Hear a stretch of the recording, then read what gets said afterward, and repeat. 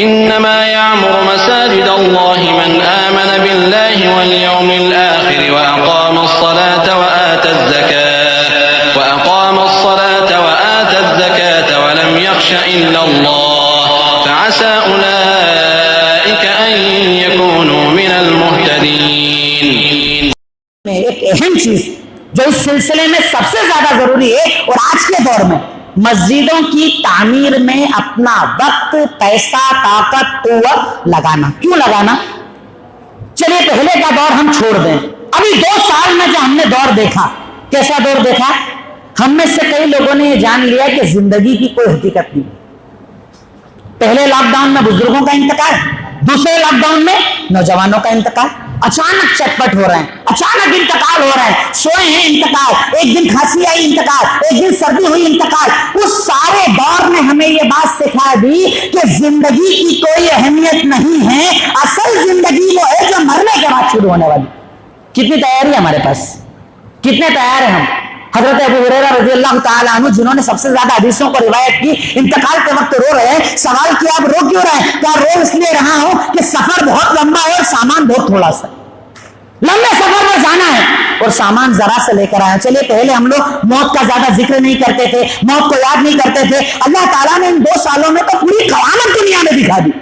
اچانک کا انتقال ہونا، بیماری میں کسی کا ساتھ نہ دینا، رشتہ داروں کا فون نہ اٹھانا، تعلقات والوں کا دور بھاگ جانا. قیامت کا جو منظر اللہ نے قرآن میں بتایا پریکٹیکلی ہم نے دیکھا. آپ فون لگا رہے تو فون نہیں اٹھا رہا، مدد مانگ رہے کوئی مدد نہیں کر رہا ہے، آپ بات کرنا چاہتے گیٹ بند کر کے لوگ آپ سے بات کر رہے ہیں. اللہ تعالیٰ نے کہا قیامت کے دن کوئی کسی کے کام نہیں آئے گا. وہ قیامت کا ایک منظر اللہ نے دنیا میں دکھا دیا.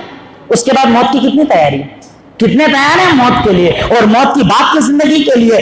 مسجد ایک ایسا عمل ہے کہ اگر آپ نے مسجد کی تعمیر کر دی گویا کہ مرنے کے بعد کا انتظام کر لیا. کیسے کر لیا؟ مسجد کی تعمیر ہو رہی ہے، آپ کے پاس پیسہ ہے، پیسہ لگا دو. سامان ہے، سامان لگا دو. وقت ہے، وقت لگا دو. صلاحیت ہے، آپ انجینئر ہیں، اپنی صلاحیت لگا دو. آپ جیسے ہی مسجد میں سفر کرو گے، جب تک یہ مسجد میں نماز پڑھی جائے گی آپ کو انشاءاللہ اس کا ثواب ملتا رہے گا. تصور صرف سوچ کر دیکھیے، نماز کون سا عمل کہ نماز کا ثواب اللہ تعالیٰ نے فکس نہیں بتایا کہ میں کتنا ثواب دوں گا. اور ہم یہ بھی جانتے ہیں کہ اللہ کے نبی صلی اللہ علیہ وسلم کو جب معراج پر بلایا گیا، نماز 50 وقت کی دی گئی. آپ نے جا کر اللہ سے بات کی، اللہ نے 50 کو 5 کیا، اور ساتھ میں اللہ نے کیا کہا تھا؟ انہ لا یبدل القول لدی، میرے پاس فیصلے بدلے نہیں جاتے ہیں. آپ کی نماز تو کم ہو گئی ہے پر کوئی 5 وقت کی بھی پڑھے گا میں اسے 50 کا ثواب دوں گا. اب اگر آپ نے مسجد کی تعمیر کر دی اور ایک وقت میں کسی نے اس جگہ پر نماز پڑھ لی، سوچیے آپ کو کتنی نمازوں کا ثواب ملے. آپ قبر میں ہیں، قبر میں داخل کر دیے گئے ہیں، کسی وجہ سے اللہ ناراض ہے، کسی وجہ سے اللہ نہ کرے عذاب چل رہا ہے. ظہر کی نماز اور اچانک کے اعلان کیا جائے اس کے عذاب میں تخفیف کر دو. کہا کیوں؟ کہا جتنے لوگوں نے اس مسجد میں نماز پڑھی جس میں یہ تعمیر کر کے آیا. چاہیے نا ہم سب محتاج رہیں گے نا، ہم سب ضرورت میں رہیں گے نا. موت وہ حقیقت ہے جس کو اللہ تعالیٰ قرآن میں بار بار بتاتا ہے کہ کل نفس ذائقۃ الموت، ہر نفس کو موت کا مزہ چکھنا ہے. دوسری جگہ کہا اینما تکونوا یدرککم الموت ولو کنتم فی بروج مشیدہ، تم چاہے اپنے آپ کو مضبوط قلعوں میں قید کر لو موت آ جائے گی. تیسری جگہ کہا فاذا جاء اجلهم لا یستأخرون ساعۃ ولا یستقدمون، جب موت کا وقت آ جاتا ہے ایک لمحہ آگے پیچھے نہیں جاتا. مقرر ہے وقت، آنی ہے موت. اپنی موت کو آپ ٹال نہیں سکتے، پر ہم جب ایک چیز فکس ہے کہ میں موت کو ٹال نہیں سکتا تو مجھے تیاری موت کو روکنے کی کرنا چاہیے، موت کے بعد کی زندگی کرنا چاہیے. یقیناً موت کے بعد کی زندگی کتنی ہے ہمارے پاس تیار؟ ابھی اس وقت اسی حال میں اسی جمعہ کے بعد اگر میرا یا آپ کا انتقال ہو جائے کیا ہم ریڈی ہیں؟ اللہ کو جواب، حساب، سوال جواب، قبر کے سوال، مسئلے مسائل. میں تو کہتا ہوں، میں اکثر اپنی تقریروں میں بات کہتا ہوں کہ اگر آپ کو ابھی موت یاد نہیں آتی نا، بارش کے سیزن میں مغرب کے بعد قبرستان جایا کرو، انشاءاللہ آپ کو سب یاد آ جائے گا. بارش کا جو سیزن چل رہا ہے نا اس میں کبھی شام کے ٹائم قبرستان جا کر دیکھنا، قبریں دھس جاتی ہے، پیر دھستے ہیں، پانی بھر جاتا ہے. اس حالت میں اپنے آپ کو امیجن کر کے دیکھو کہ میں اس قبر میں ہوں، میں اس قبر میں ہوں، اس قبر کے اندر میں ہوں. اندھیرا، تنہائی، کیڑے، کیچڑ، پانی. کیا ہوگا میرے ساتھ اگر اللہ رحم نہیں کرے گا تو؟ اگر اللہ جنت کی کھڑکی نہیں کھولے گا, اگر اللہ تعالیٰ مجھے معاف نہ کرے گا, تو ان معافی کے ذریعوں میں سب سے بڑا ذریعہ جو اللہ نے ابھی ہمیں عطا کیا ہے وہ ہے مسجد کی تعمیر میں حصہ لینا. جتنی طاقت اللہ نے دی ہے, کہ آپ نے مسجد کی تعمیر کے وہ واقعات نہیں سنے کہ عثمان غنی جب اللہ کے نبی نے کہا کہ کون اللہ کے راستے میں مدد کرے گا, عثمان غنی نے کہا کہ میں مسجد کی تعمیر کرواؤں گا. صحابہ کرام اپنا سب کچھ نکال کر لیا ہے کہ ہم مسجد کی تعمیر کروانا چاہتے ہیں. کیوں؟ کیونکہ یہ مسجد آپ کے اور ہمارے بچوں کا سینٹر ہے. ہمارے بچوں کا مستقبل یہاں سے چلے گا, ہمارے بچوں کو قرآن حدیث یہاں سے سکھایا جائے گا, ہمارے بچوں کی زندگی جینے کے طریقے ان کو یہاں پر سکھائے جائیں گے. اس لیے ان مسجدوں کو مضبوط کرنا آپ کی اور ہماری ذمہ داری ہے. کیوں اللہ کے نبی نے کہا من بنا للہ مسجدا بنا اللہ لہ بیتا فی الجنہ. اگر تم میں سے کوئی انسان مسجد کی تعمیر کرتا ہے, اللہ رب العالمین اس تعمیر کی وجہ سے اس کے لیے جنت میں گھر تعمیر کرتا ہے. کیوں اللہ تعالیٰ نے قرآن میں کہا انما یعمر مساجد اللہ, یقیناً مسجدوں کو معمور کرنے والے, مسجدوں کی عمارت یعنی چاہے تعمیر ہو چاہے بعد میں نماز پڑھنا ہو, یہ سارے کام وہی کرتے ہیں جن کا ایمان اللہ پر اور آخرت پر ہوتا ہے. اگر اللہ پر ایمان ہے نا تو ایسا نکلے گا, ورنہ کیا ہوتا ہے مسجدوں کی تعمیر میں آج بھی 10 اور 20 کے نوٹ دیتے ہیں, وہ نوٹ جو آپ کے حرام پان کے ٹھیلے پر بھی نہیں چلتے وہ مسجدوں کی تعمیر میں دیے جاتے ہیں. ارے وہاں پر سوال ہوگا اور یہاں پر جواب دیا جائے گا انشاءاللہ. جو مسجد میں لگاؤ گے نا اس کا تو سوال دیا جائے گا, اور جو وہاں لگاؤ گے اس کے بارے میں اللہ سوال کرے گا, اور سوال کے بعد عذاب بھی دیا جائے گا. اس لیے اگر اللہ تعالیٰ نے آپ کو موقع دیا ہے, آپ کے ہاتھ میں اختیار دیا ہے, جتنی طاقت ہے اس سے زیادہ بڑھ کر مسجد کی تعمیر میں حصہ لیجیے, مسجد کو تعمیر کیجیے. ایک بہت بڑا کام ہے, بہت پرانی مسجد ہے جس کی تعمیر نو کا کام چل رہا ہے. اللہ نے جتنی طاقت دی ہے اسے لگائیے, پیسے کے ذریعے, وقت کے ذریعے, جو سامان دے سکتے ہیں, جو آپ کر سکتے ہیں اس ذریعے سے اس مسجد کی تعمیر میں حصہ لیجیے. انشاءاللہ جب آپ اللہ کے پاس جائیں گے نا میدان محشر میں, اللہ تعالیٰ کہے گا وہ دیکھو تو سارے رجسٹر جو دکھ رہے ہیں نا وہ تیری نیکیوں کے. بندہ کہے گا اللہ یہ ساری نیکی میری تھوڑی ہے, کہا تو مسجد تعمیر کر کے آیا نا, جتنوں نے نماز پڑھی سب کا ثواب تجھے دیا جا رہا ہے, ان کا ثواب ان کے پاس, تیرا ثواب تیرے پاس. یہ صدقہ جاریہ ہے. صدقہ جاریہ کا مطلب آپ مر جاؤ, قبر میں چلے جاؤ, جب تک مسجد میں نماز پڑھی جائے گی تب تک آپ کو برابر اس کا ثواب ملتا رہے گا.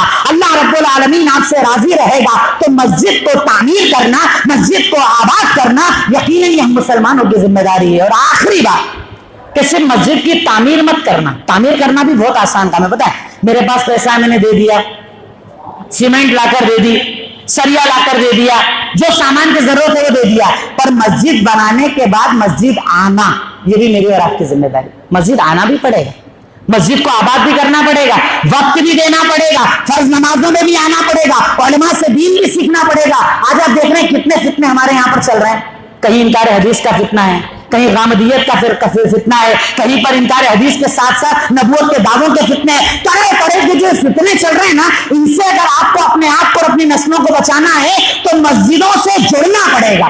یہ ہماری تربیت گاہ ہے. یہ جو جمعہ کا خطبہ کیا سمجھتے ہیں اس کو, کیوں اللہ رب العالمین نے نماز کو 2 رکعت کر دیا, خطبے کا وقت دے دیا, تاکہ یہاں سے آپ کی تربیت ہو. یہ جمعہ اصل میں آپ کی ایک کلاس ہے. اس کے لیے اعلان نہیں کرنا پڑتا, پیسہ نہیں دینا پڑتا, خرچہ نہیں کرنا پڑتا, کھانا نہیں کھلانا پڑتا, کچھ نہیں کرنا پڑتا. آدمی خود آتا سیکھتا چلا جاتا ہے. یہ مختصر سا وقت اس لیے ہے کہ آپ اس میں ٹریننگ لینے کے لیے آئے, سیکھنے کے لیے آئے ہیں. الگ الگ عنوان آپ سنتے ہیں اور سننے کے بعد اپنی زندگی میں اگر داخل کرتے ہیں تو مسجد بنانا بھی ایک عمل ہے اور مسجد کو آباد کرنا بھی ایک عمل ہے. جو محلے والوں کی ذمہ داری, آس پاس رہنے والوں کی ذمہ داری کہ جب مسجد کی تعمیر نہ ہو جائے تو آپ اپنے اوپر لازم کر لیجئے کہ انشاءاللہ ہم فرض نماز پڑھنے مسجد آئیں گے اور سنت نفل گھر جا کر پڑھیں گے, کریں گے انشاءاللہ. اور ابھی اللہ تعالیٰ جتنی طاقت دے, جتنا پیسہ دے, جتنی اللہ نے ہمیں طاقت دی ہے اس سے زیادہ بڑھ کر انشاءاللہ اس مسجد کی تعمیر میں حصہ لیں گے انشاءاللہ. اور یہ سب ہم اپنے لیے کر رہے ہیں, کسی اور کے لیے کر رہے ہیں کیا؟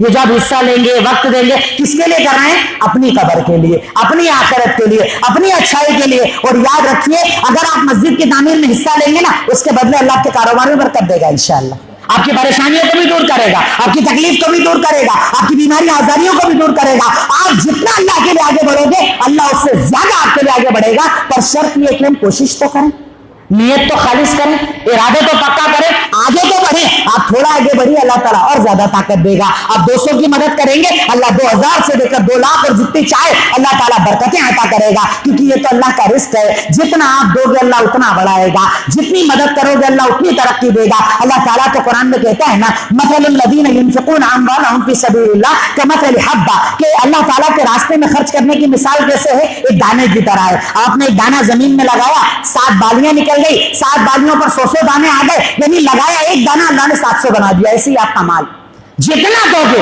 اللہ تعالیٰ اتنا زیادہ بڑھائے گا. تو جتنی اللہ نے طاقت دی اس سے زیادہ آگے بڑھنا ہے. پہلے تو مسجد کو بنانے کا کام, پھر مسجد کو آباد کرنے کا کام, یہ دونوں ہم سب کی ذمہ داری ہے. اسے مل کر ہمیں ادا کرنا ہے. اگر مل کر ادا کریں گے تو رب العالمین برکتیں دے گا, زندگی میں ترقی دے گا, آخرت میں انشاءاللہ آسانیاں کرے گا, قبر کی منزلوں کو آسان کرے گا. آخر میں اللہ تعالیٰ سے دعا ہے, اے الہی مولا رب العالمین, اے خالق مالک رحمان رحیم, یقیناً تو غفور ہے تو غفار, تو رحمان ہے تو رحیم, تو اول ہے تو آخر ہے, تو ظاہر ہے تو باطن ہے, تو سمیع ہے تو بصیر ہے, تو قابض ہے, تو ذو الجلال والاکرام ہے, تو ارحم الراحمین ہے. اے اللہ ہم تیرے آگے فقیر, تیرے آگے محتاج ہیں. اے اللہ تعالی ہم سے جو گناہ ہو جاتے ہیں اسے معاف فرما. ساتھیوں اور بھائیوں, جیسا کہ آپ حضرات کو معلوم ہے کہ اسلامی معاشرے کی احیاء و بقا کے لیے دینی مدارس و مساجد اہم کردار ادا کر رہے ہیں. مدارس و مساجد اسلامی معاشرے کے لیے ریڑھ کی ہڈی کی حیثیت رکھتے ہیں. ان کی آبادی و خرابی پر ہماری آبادی و خرابی موقوف ہے. لہٰذا مدارس و مساجد کو ظاہراً و باطناً آباد رکھنا ہمارا دینی فریضہ ہے. مساجد کی تعمیر پر جنت میں گھر بنانے کی رسول اللہ صلی اللہ علیہ وسلم نے خوشخبری دی ہے. دوستو, جیت علماء کرام کی سرپرستی میں جامع مسجد خاتم النبیین تعمیر کا منصوبہ ہے, جو آپ جیسے درد دین رکھنے والے اہل خیر حضرات کی امداد اور کوششوں سے ہی پائے تکمیل تک پہنچ سکے گی. آئے ہم سب مل کر صدقہ جاریہ کے اس عظیم الشان عمل میں شامل ہو کر آخرت کی لازوال نعمتیں حاصل کر کے جنت میں اپنا گھر ابھی سے بنوائیں. دوستوں اور بھائیوں, جامع مسجد خاتم النبیین و مدرسہ ام القری زیر تعمیر ہے. اپنے پیارے مرحومین کی طرف سے ایصال ثواب کے لیے اور اپنے ہی ہاتھوں سے اپنی زندگی میں اپنے لیے بذریعہ صدقہ جاریہ اور ثواب کا سلسلہ جاری کرنے, اپنے خالق و مالک کو راضی کرنے, نبی اکرم صلی اللہ علیہ وسلم کی شفاعت کا استحقاق حاصل کرنے اور اپنے اہل و عیال کو دنیا و آخرت کی مصائب, مشکلات, پریشانیوں, فتنوں, بیماریوں سے حفاظت کے لیے اس کار خیر میں خلوص دل سے تعاون فرمائیں. مسجد و مدرسہ 5000 فٹ پر مشتمل ہے. فی فٹ خرچہ 3000 روپے. تمام مسلمان بھائیوں سے اپیل ہے کہ فی فٹ کے حساب سے یا حسب توفیق ضرور حصہ ملائیں تاکہ جلد از جلد تعمیر مکمل ہو. دوستو اور بھائیوں, جب تک مسجد قائم رہے گی اس میں جتنی عبادات ہوں گی, جتنے سجدے ہوں گے, جتنی نمازیں ہوں گی, جتنے بچے قرآن مجید کا حافظ بنیں گے, یہ سلسلہ چلتا رہے گا. آپ دنیا میں نہیں ہوں گے مگر اس کا ثواب ملتا رہے گا. یہ بہترین صدقہ جاریہ ہے. اللہ تعالیٰ کے دیے ہوئے مال سے اللہ تعالیٰ کی راہ میں خرچ کرنے سے کم نہیں ہوتا, بلکہ اللہ تعالیٰ مزید برکت عطا فرماتے ہیں.